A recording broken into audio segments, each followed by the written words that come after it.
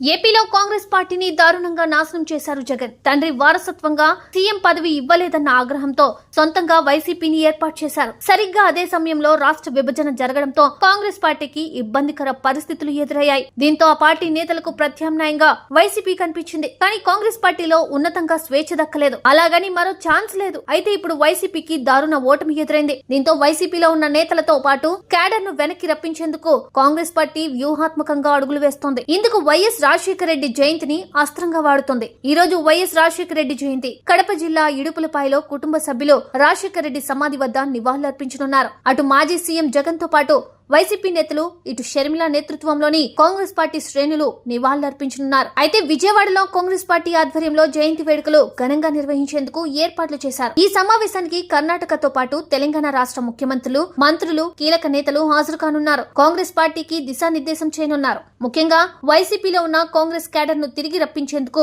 వ్యూహ రచన చేయనున్నారు. ఈ నేపథ్యంలో కీలక ప్రకటనలు వెలువడే అవకాశం ఉంది. ప్రస్తుతం కడప జిల్లాలో ఉన్నారు జగన్. ఇడుపులపాయలో తండ్రి సమాధి వద్ద నివాళులర్పించిన తర్వాత జగన్ సైతం కీలక ప్రకటనలు చేసేందుకు అవకాశం ఉన్నట్లు తెలుస్తోంది. పులివెందుల అసెంబ్లీ స్థానానికి రాజీనామా చేసి కడప ఎంపీగా పోటీ చేసే అవకాశం ఉన్నట్లు ప్రచారం జరుగుతోంది. అయితే అంతటి సాహసానికి దిగుతారా లేదా అన్నది చూడాలి. అయితే ఘోర పరాజయంతో నిరాశతో ఉన్న పార్టీ శ్రేణుల కోసం బీమా ప్రకటన చేస్తారని, పేరిట 10 లక్షల బీమా చేయిస్తారని సమాచారం. వచ్చే 5 ఏళ్లు పోరాడి విజయం సాధిద్దామని, అధైర్యపడవద్దని జగన్ పార్టీ శ్రేణులకు పిలుస్పష్టంగా కనిపిస్తున్నాయి. అయితే కాంగ్రెస్ పార్టీ పట్టు బిగించేందుకు వైఎస్ఆర్ జయంతి వేడుకలను అస్త్రంగా మార్చుకోనున్నట్లు సమాచారం. షర్మిల పీసీసీ అధ్యక్ష తర్వాత తొలిసారి జయంతి వేడుకలు ఘనంగా నిర్వహించేందుకు సిద్ధపడ్డారు. కాంగ్రెస్ అగ్రనేతలతో పాటు Telangana CM Revanth Reddy, D Vikramarka, Karnataka CM Siddaramaiah, deputy CM DK శివకుమార్లను ప్రత్యేకంగా ఆహ్వానించారు. ఆ రెండు రాష్ట్రాల్లో వైసీపీ నేతలకి అక్కడ పాలకులతో మంచి సంబంధాలు ఉన్నాయి.